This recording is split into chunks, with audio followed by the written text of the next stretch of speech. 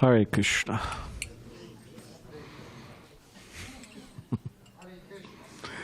Hare Krishna. Jaya Radha Madhava Kunja Bihari.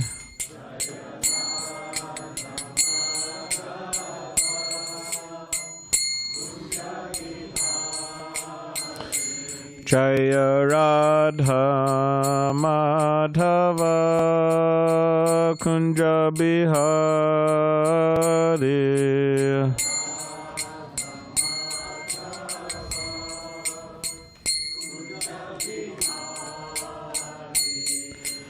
Gopi Jana Vallabha Girivaradhare.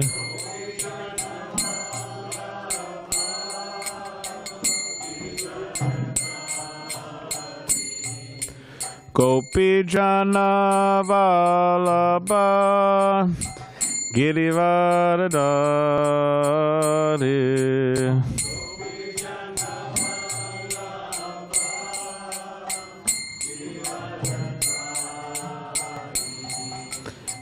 Yashodanandana Braja Jana Ranjana.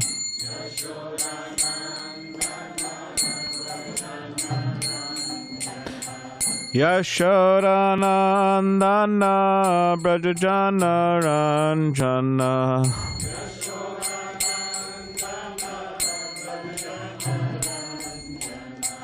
Yamuna Tiravanachari.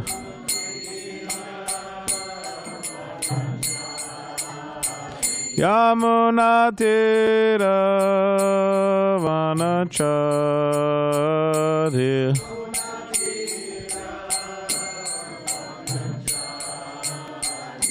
Jaya Radha Madhava Kunja Bihari.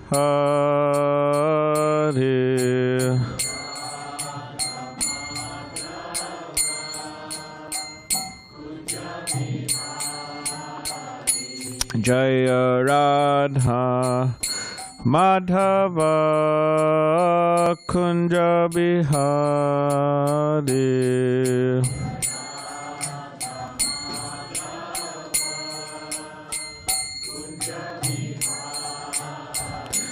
Jaya Radha Madhava Kunja Bihari. Radha Madhava Kunja Bihari. Prabhupada ki jai.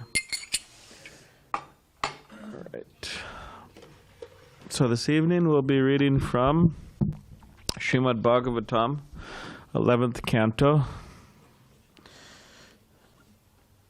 Chapter 5, Narada's teachings to Vasudeva, and we'll be reading text 36.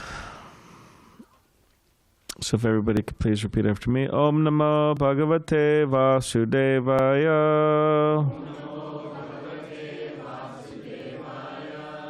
Om Namo Bhagavate Vasudevaya.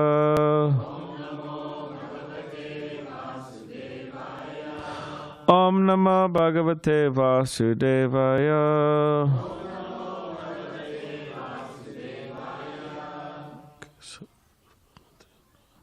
Kalim Sabhajayantarya Gunagya Sarabhaginaha. Yatra Saṅkīrtana Naiva Sarvasvarto Bilabhyate. Okay, translation. Those who are actually advanced in knowledge are able to appreciate the essential value of this age of Kali. Such enlightened persons worship Kali-yuga because in this fallen age all perfection of life can easily be achieved by the performance of Saṅkīrtana. Purport. It is stated here that among the four ages, Satya, Tretā, Dvāpara, and Kali, Kali-yuga is actually the best, because in this age the Lord mercifully distributes the highest perfection of consciousness, namely Krishna consciousness, very freely. The word Arya has been defined by Srila Prabhupada as one who is advancing spiritually. The nature of an advanced person is to search for the essence of life. For example, the essence of the material body is not the body itself, but the spirit soul that is within the body. Therefore, an intelligent person gives more attention to the eternal spirit soul than to the temporary body.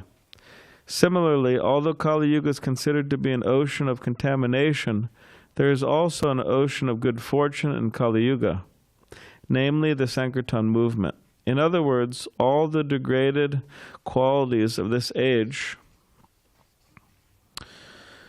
are completely counteracted by the process of chanting the holy names of the Lord. Thus it is stated in the Vedic language, Dhyayan krite yajan yagyais Tretā Dvāpare richyan yad apnoti tad apnoti kalau Saṅkīrtana Keśavam.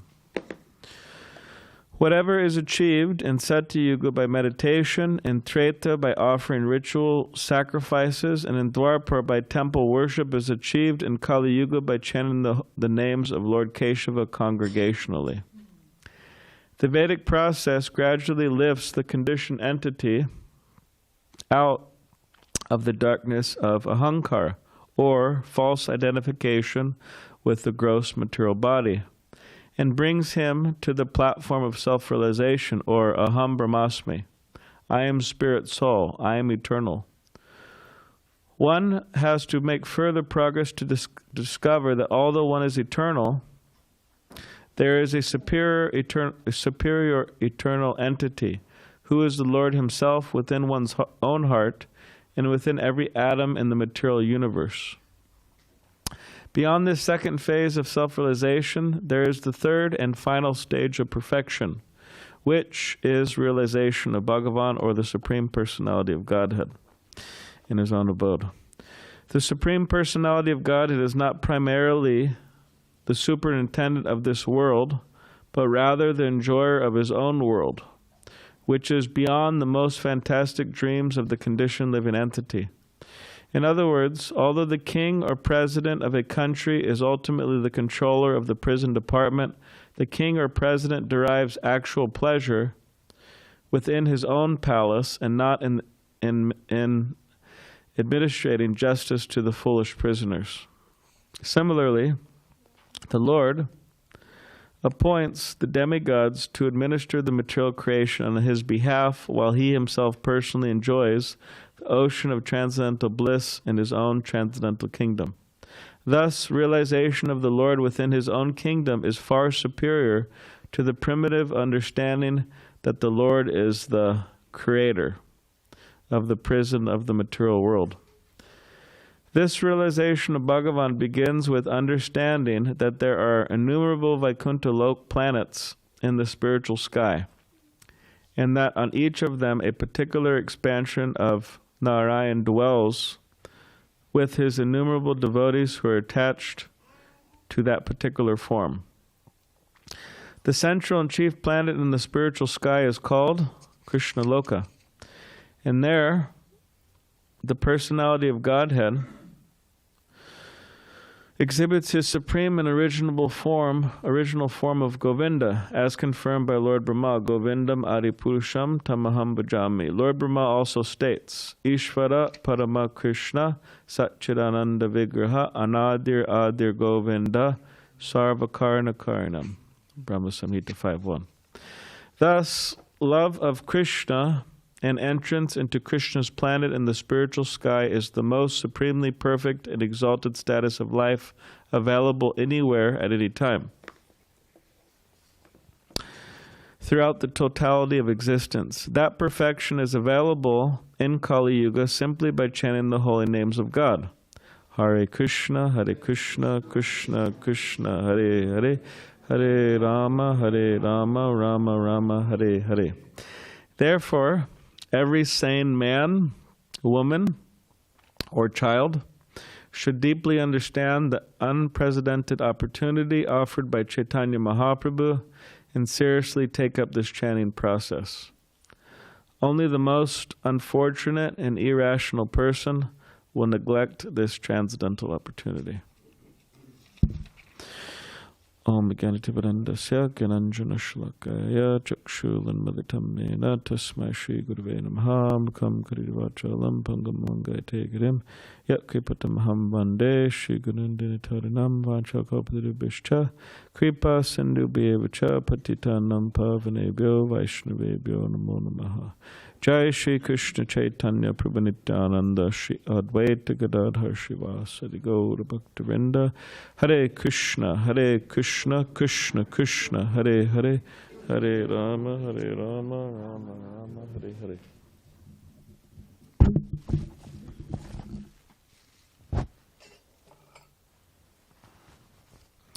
I will read the translation again. Those who are actually advanced in knowledge are able to appreciate the essential value of this age of Kali. Such enlightened persons who worship Kali-yuga because in this fallen age, all perfection of life can easily be achieved by the performance of Saṅkīrtana.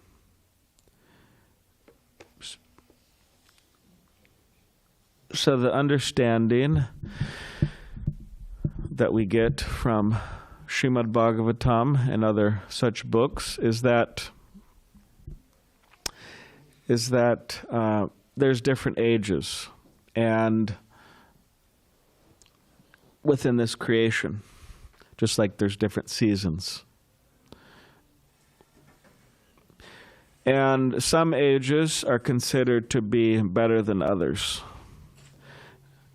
Some ages are considered to be more troublesome, more degraded. You could say more suffering in particular ages. So generally, age of Kali means quarrel and hypocrisy. It's a very bad age. That's how people usually see it, Kali-yuga.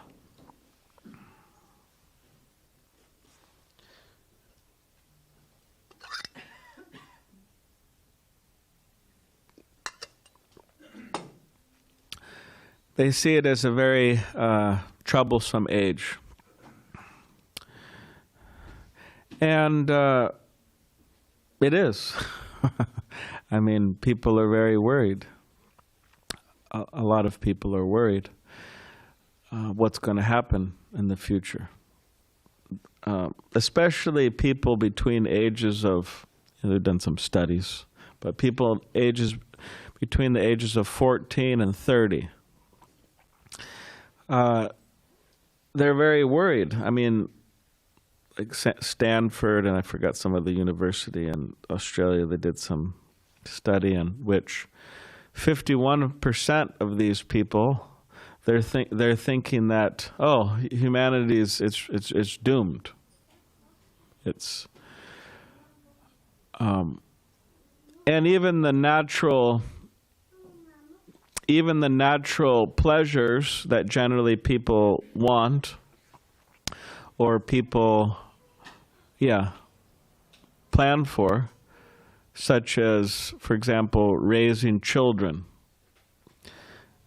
That's I think that most everyone, maybe everyone, I don't know.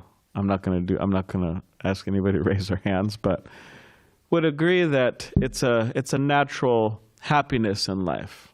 It's considered a very wonderful thing to start a family, to have children, to see the children grow up healthy and happy, and see them get educated and married. It's a normal thing that a lot of people do, most people do, and they like that. It's a certain pleasure there. But yeah, people are worrying. They're thinking, well, why should I bring somebody into this world? In other words, why should I have children? This is part of the worry, the fear that people have. economic crisis, political crisis, so many psychological crisis. It's polycrisis. They're mixing.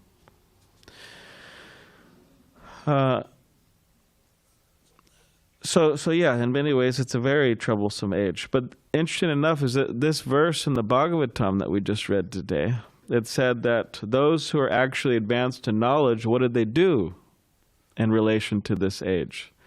They actually worship this age. This age is considered worshipable. And why would that be? If it's such a bad age, why is it worshipable? Yeah, because Chaitanya Mahaprabhu comes. Because they're able to see the essential value of this age. That enlightened persons worship this Kali-yuga because in this age, this fallen age of Kali-yuga, troublesome age of Kali-yuga, all perfection can be had, all spiritual perfection could be attained by the performance of Saṅkīrtana, or chanting Hare Krishna. But it requires one to, you could say, take the training of take Paramahamsa training. Paramahamsa, okay, is referring to swan. Now swan, they're said to be able to extract, they can, if there's water there in a pond, if there's milk there, a swan could actually extract the milk from the water. So in other words, they take the essence of things. So, and one of our friends, he was curious about this. How is it that because the Bhagavatam mentions the swans are able to do that. Srila Prabhupada mentions in his purport. So this devotee was curious, how is that? So he looked into it, and apparently what happens is the swan has a particular enzyme in their mouth, so that when they collect water in their mouth along with the milk, this enzyme in their mouth curdles the milk, and then once the milk is curdled, the swan spits out the water. So that's the method. Anyways, it's a side point, but Paramahamsa, they're able to look for the essence of things and find the essence of things, the most important thing. So the idea is that if we remain, you could say, swimming on the surface of this Kali-yuga, it's a very disturbing place. Especially look at the news. Maybe somebody here follows. It's very disturbing. But so if we remain in that surface, then we will be troubled by Kali-yuga. We will be influenced. But if we take Paramahamsa training, or we learn how to see the essence of things, we will realize that the real happiness, the real joy is chanting the holy names of God, or the Supreme Personality of Godhead, Krishna. And we'll engage in that process. And as we know that there's different processes for different ages, as was stated in the purport, that in previous ages there was meditation, there was deity worship, there was fire sacrifices. So we can't do any of these things, actually. To really perform deity worship, I don't know if anybody has any time to really perform opulent deity worship. But interesting enough about deity worship is that although it's not, because we have deities here, but although deity worship, worshiping Krishna in the form of the deity Archa Vigraha, it's not the process for this age. That's clear. It was That was a process for another age, but we're still doing it. And although it's not the process for this age, Rupa Goswami, he says that there's 5 most potent forms of devotional service, and one of those forms is actually deity worship. So it's important, but it's not the main process. And yagyas, we do our yagyas here, right? We're offering grains and swaha, fire, right? Agni Dev. So we do that, but it's not the main process for self-realization, meditation, so on. So the main process for this Kali-yuga is chanting. So, like we were just chanting earlier, Guru Krishna, Prabhu is leading, and so many chant on their beads, right? Daily. So this is the particular process for this age. And just as there's different processes for different ages, there's also incarnations of Krishna, different incarnations of Krishna who come in different ages. So Krishna came. When did Krishna come? What age? Yes. Dvāpara Yuga. So we're in a different age now. We're not in the age where Krishna came, the Supreme Personality of Godhead, but we entered a new age. And so who came in this age? Chaitanya Mahaprabhu, as Jai Bhakti was mentioned earlier. Chaitanya Mahaprabhu came in this age. So we'll be celebrating Lord Chaitanya's appearance. Lord Chaitanya is Krishna in the form of a devotee, and he's coming to experience what it's like to be a devotee. So even God wants to experience the happiness of being a devotee. So there must be something there. So he comes as Chaitanya Mahaprabhu, and specifically in the mood of Srimati Radharani, Krishna's eternal consort, and he teaches us how to relish Krishna consciousness by chanting and hearing about Krishna. Then this is all described in the Chaitanya Charitamrita. And he teaches us the essential principles of knowledge and detachment. And he teaches us how to give Krishna consciousness to others. So it's a very wonderful time. And next week we'll have His Holiness Bhakti Sundar Goswami. Guru Krishna and Nimai, they brought this garland for him today because they saw him, that he was here. They thought he was going to give the Sunday talk, apparently.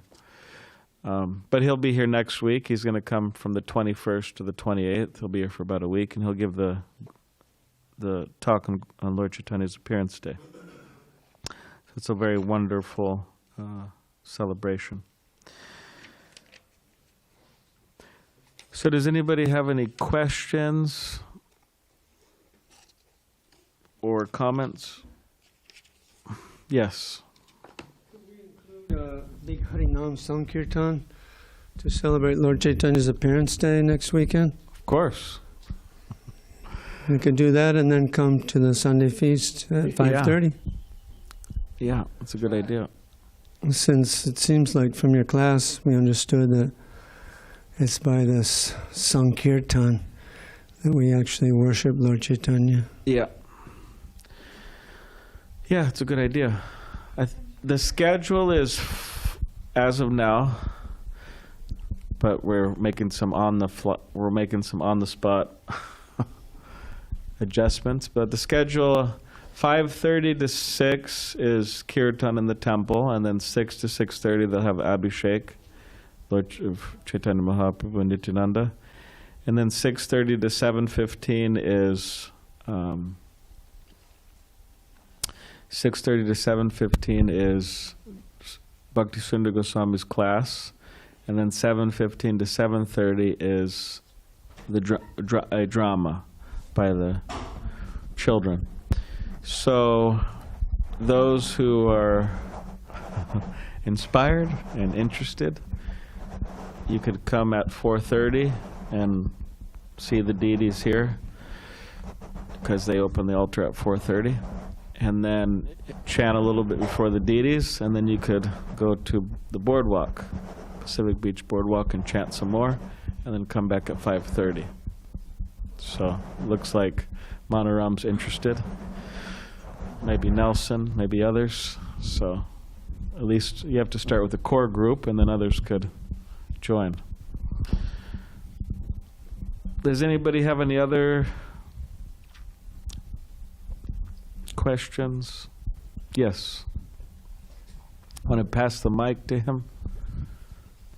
Your children are here too, Gangadharan? Okay. Okay. All right. Good. We're happy you're here. Happy to see you. Hi, Prabhu. So you told about Swan. So I was curious to know this. So I was thinking about it because normally Goddess Saraswati's vehicle is Swan. So they say that until unless, Krishna says in Bhagavad Gita, until unless you reach a threshold of high level of knowledge, you'll not reach me.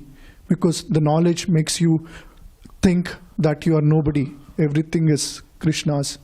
Only when that knowledge develops in us, then we'll be able to reach him. So Swan has a very good character of taking out milk out when there is a combination of milk and water. So as a human being, our job also is now to differentiate between lust, desire, and the knowledge. So we need to get past lust, desire, and take out the knowledge out of this life. So you were talking about this life is very important and it is very special, even though we are in Kali-yuga. So do you think, is that the reason that we are tested with a lot of desires and lust? So our job is now to only take out the best part of it and move forward toward Krishna?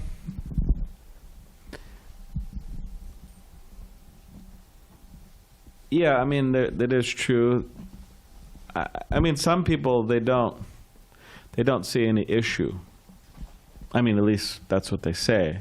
They don't see any issue with lust or anger or greed. Now, of course, most people would agree that if it goes out of control, then it's a problem.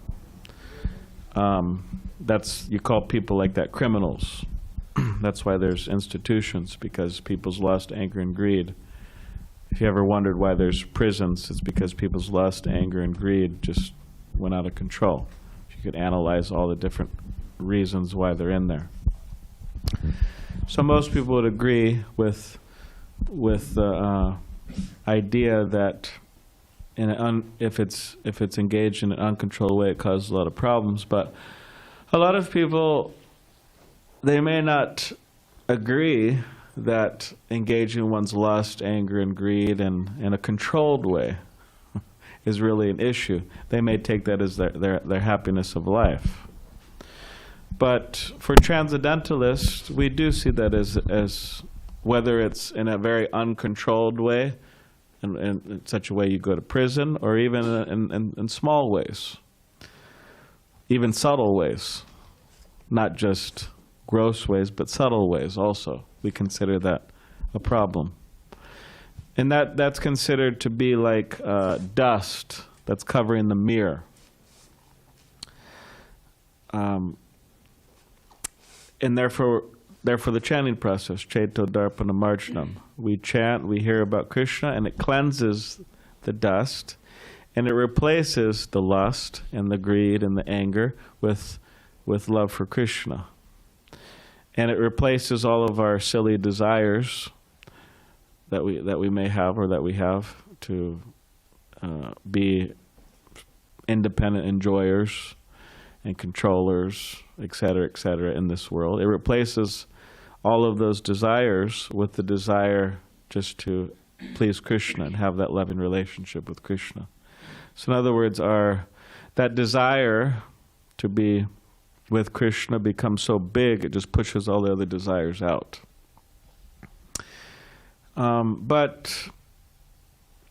So we should try to understand that those are issues. That's the first step, actually, because if we don't see that as issues, then we're good. We think we're good. So first step is to see those as issues. But when we see those as issues, we shouldn't be discouraged. Sometimes people become discouraged. Oh, I'm such a terrible person. Let me give up the process. Let me give up the process of Krishna consciousness. But even people with very big material desires, means desires that really don't have anything to do with Krishna or Krishna's pleasure, they should worship Krishna also. That's what the Bhagavatam says. Akama sarva kamo va moksha kama adaradi tivrena bhakti yogena yajeta purusham param. That if one is akama, no material desires, sarva kama, all material desires, or moksha kama, desiring liberation, they should worship Krishna, tivrena bhakti yogena, with intensity. And Krishna, well, he's as Prabhupada states in Sri Upanishad, Krishna is the self-sufficient philosopher, fulfilling everyone's desires since time immemorial. So Krishna will, he may fulfill our desires, our material desires, but the Bhagavatam explains that he fulfills our desires in such a way that ultimately we become closer to Krishna. In other words, we become a bit tired or frustrated with those material desires, although he may satisfy them, and then we become closer to Krishna. And an example of this is Dhruva Maharaj in the Srimad Bhagavatam. He had such a big material desire. And he wanted revenge, right? Stepmother. And his desire, he wanted a greater kingdom than his father, grandfather, great-grandfather. Most of you are familiar with this. If not all of you are familiar with this particular history. But it's not that he just wanted to live in a nicer place in San Diego, right? And have a vacation home in Fiji and another one in Honolulu and whatever. But he wanted, it's like, yeah, you could say, as far as we know, it's the personality who displays the biggest material desire ever. He wanted everything. He wanted the whole universe, practically. But then he engaged in the process of Krishna consciousness, and he became purified. And he was meditating on Lord Vishnu, so that he was had his eyes closed, and he was meditating. And then he opened his eyes, and then Krishna was there, Vishnu was there, the personality of Godhead was there. And Dhruva Maharaj, he prayed that I was desiring. I was desiring this kingdom, greater than my father, grandfather. And he said, this is just like broken glass in the street. He didn't say in the street, but it's just like broken glass. In other words, how valuable is that glass? But he said, now I have achieved your darshan, I've seen you, and this is like a Divya Ratna, divine jewel, in comparison to glass. And he says, I'm fully satisfied. I don't want anything. So we have to start somewhere. If we're not completely free from material desires, that's not surprising. But we shouldn't become discouraged, and we could engage in the process, and then gradually. Does anybody have any other comments? Questions? Prabhu, one more small question. Whenever we go inside the temple, whenever we want to rotate, like in instance, we go across the deity, right, in the middle. So normally, why do we do it clockwise? Because Muslims do it anti-clockwise. And also our solar system planets rotate in anti-clockwise direction. So why anti-clockwise? Yeah. Earth rotates around the sun in anti-clockwise direction. Solar system, if you look from the other side, then it will be clockwise. Right? It's a Okay. so Okay. you can't really say Yeah, okay. Okay. Why do we have any reason why we do it clockwise? Well, I mean, there's a big mosque down the street. You could ask them why they do anti-clockwise. There's one by the freeway over, if you just go up Balboa. They told me, that is what they told me. All the solar system, all the planets rotate anti-clockwise, so we follow that. Well, he's saying that they don't, so we could give the answer that we follow clockwise because the planets are clockwise. I mean,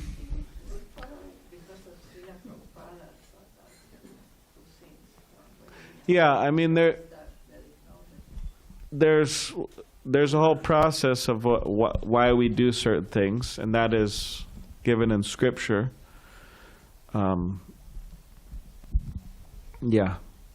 Practically whatever we're doing, we're doing it based on Scripture.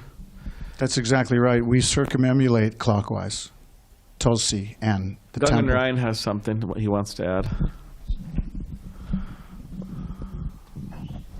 So in our Vedic culture, usually the left hand is used for muchi things, and the right is considered to be more clean. That's, again, I don't know if that's the bona fide reason, but that's traditionally what my grandparents have, enforced in me is, that's one of the reasons why you keep your right as you circumambulate the deities. Anyway, I'm not sure if there's actually Prabhupada has given any specific reasons, but that's something that I just heard from my grandparents. Hi, Krishna Prabhu. Wonderful lecture. Thank you. You so much. Thank you. In the mood, on the topic of Kali-yuga being the best age, but the worst age, I recall something, I don't know if I read it or it was in a lecture, but that we shouldn't be so optimistic about this age, or maybe it's just this planet, that it in a more pessimistic mood. So what I'm curious is your take on that. Okay, thank you. Well, the idea is to be pessimistic about material life and optimistic about spiritual life. That's the idea. And when we say materialistic life and or we say material life and spiritual life, material life means there's no real tinge of spiritual desires, spiritual aspirations. It's just complete, like hedonistic life. There's no God, godless life. That's when we say material life. It doesn't mean that you live in the Himalayas in a thatched hut or something. You could do that, but in other words, you have a house, you have children, you have a job, there's God. God's in the picture. That's what it means, spiritual life. God has to be in the picture. Krishna has to be in the picture, or else it's material life. And we also have to be careful that we don't put God in the background. That's a tendency. Just like you have these Bollywood movies. I never watched them. I never watched one, actually.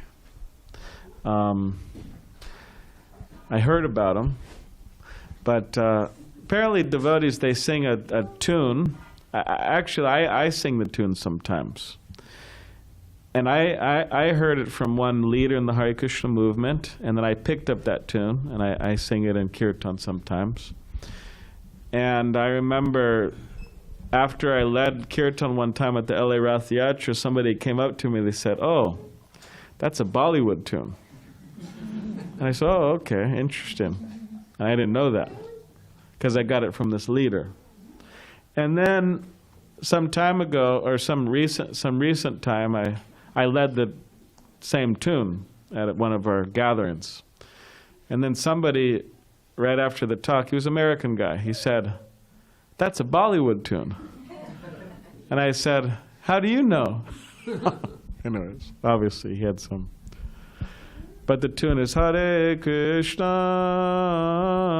Hare Krishna, Krishna Krishna, Hare Hare, Hare Rama, Hare Rama, Rama Rama, Hare. Anyways, apparently that's a Hare Krishna, Krishna.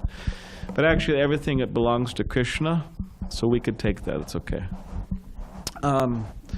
But anyways, in these Bollywood movies, sometimes you see, first of all, but you see Krishna there, and Krishna's like maybe playing like a supportive role, you know, bringing the couple together, whatever.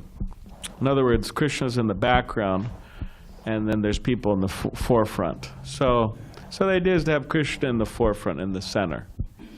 It's a real, you say that's, yeah, spiritual life. Yeah. Now, Krishna says in the Bhagavad Gita that Dukkalam Ashashvatam, it is a temporary place full of suffering, the material world. And even if someone was to say, hey, Krishna is saying that, it's full of suffering, but I don't think so. I think it's full of happiness. People say that. I mean, you say, okay, fine, but you may say it's full of happiness, but you can't say it's not temporary. Things end. But Dukkalam Shashva, it's temporary and it's full of misery. Now, Krishna does say that in the Bhagavad Gita. But there's one devotee, Prabodhananda Saraswati, great Acharya, devotee of Lord Chaitanya, he says, Vishram Purna Sukhayate, that for one who's become Krishna conscious, or specifically one who's got the sidelong glance, the merciful sidelong glance of Chaitanya Mahaprabhu, for that person, wherever they look, is all they see is happiness everywhere. In other words, the whole universe is full of happiness. Because they're seeing Krishna everywhere. So that's the idea, to learn how to see Krishna everywhere. And to learn how to have a life with God there, not a godless life. And yeah, so that's the idea.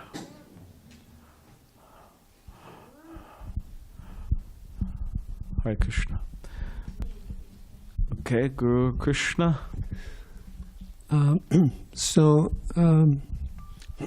mentioned that the process in this age of Kali is very simple and sublime, to chant the holy names.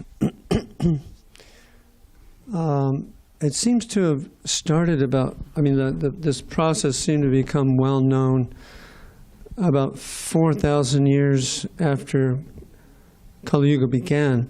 Mm-hmm. Why did it take so long to come about and become widely advertised?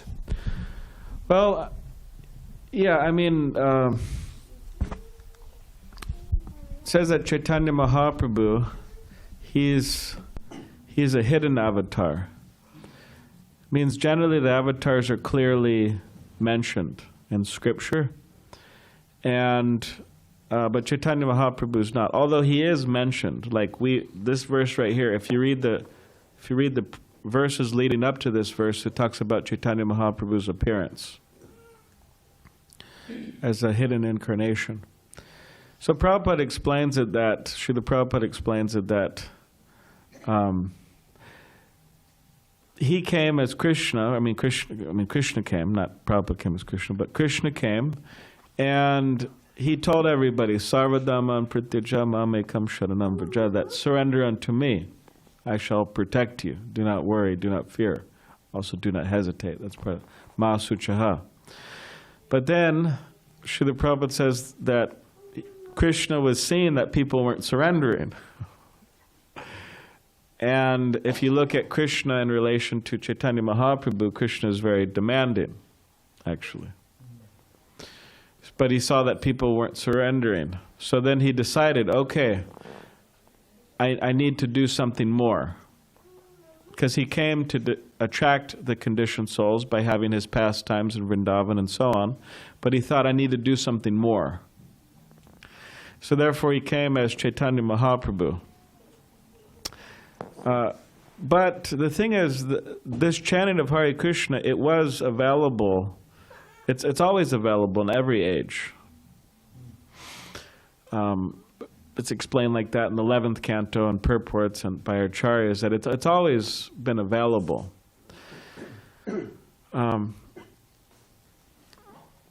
But persons in Kali-yuga, they have a bit of a advantage. They have an advantage, and that is that there's a lot of problems in this age, a lot of suffering, a lot of struggling, a lot of unnatural things going on, so that they can more easily take to this chanting, calling out to Krishna. So that's something. I don't know if that completely satisfies you, but I hope it does to a degree. Yes. Hare Krishna, Prabhuji.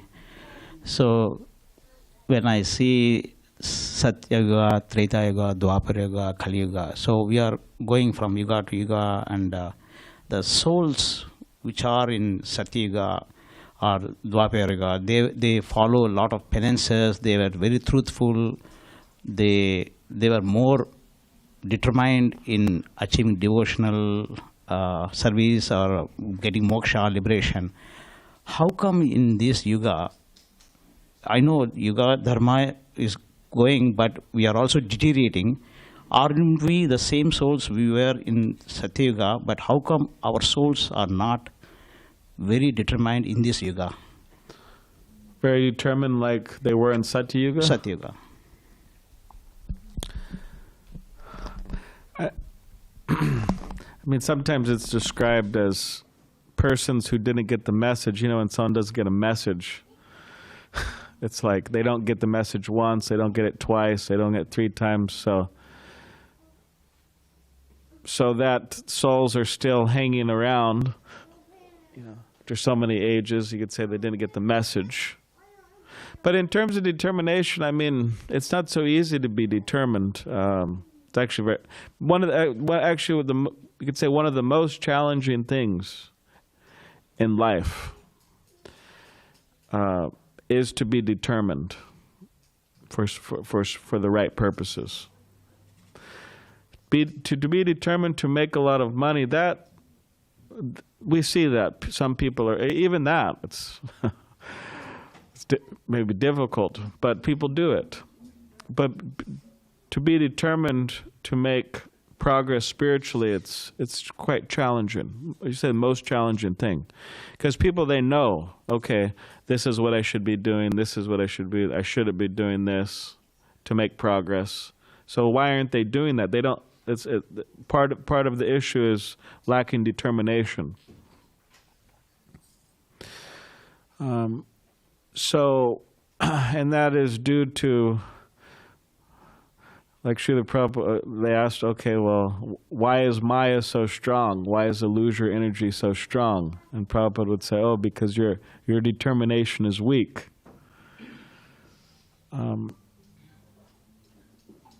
So then the question is, how do we become determined to make progress in Krishna consciousness? We have to associate with those who are determined. And that will help us become determined. It really works. And you could say, well, how did they become determined? Right? Because you're saying, well, hey, you have to associate with someone who's determined to become determined. So how did they become determined? Well, they associated with someone who was determined. And it goes like that in disciplic succession. That's the principle of guru, disciple, disciplic succession, going all the way back up to Krishna. In other words, bhakti comes from bhakti. Where do you get bhakti from? Where do you get devotion from? It has to be given by somebody who has it. And then it goes back like that. So, yeah. Do you have any other? I have an answer for that. Okay. Yeah, actually,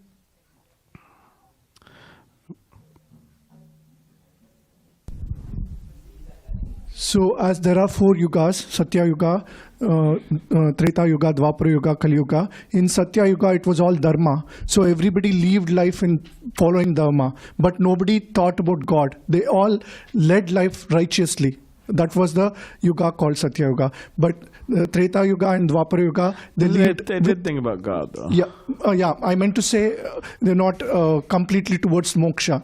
So, but in Tretā-yuga and Dvāpara-yuga, it was more of artha. It was more of material obsession. So that's the reason Ramayana and Mahabharata happened during Tretā-yuga and Dvāpara-yuga. And in Kali-yuga, God has given us 2 choices, either kama or moksha. So you are left with kama or moksha. So you need to decide what you want, whether you want to again get into materialistic activities or you want to understand me and get liberated. So that is the reason why it is challenging in Kali-yuga. Yeah, I'm not sure exactly where you heard that from, but I mean, whatever self-realization, whatever age one is in, there's always the choice to turn towards God or turn to illusion. It's always the choice is there. But it is true that, again, as we read earlier, that things degrade. Like, what are the 4 principles of the 4 pillars of religion, right? Mercy, truthfulness, what else? Austerity, cleanliness. These are the 4 pillars. But what happens over time? Each age, the pillars are being knocked down. 4 ages, there's only 1 pillar left, and it's shaking. Pillar, okay, you have cleanliness is out, austerity is out, mercy is out. It means, okay, it exists, it's there, but it's largely not there. And then you have truthfulness, that's the last pillar in Kali-yuga, shaking. So things degrade over time. So therefore, the verse is stressing, chant Hare Krishna and take shelter of Lord Chaitanya. Okay, Guru Krishna, he's on the roll.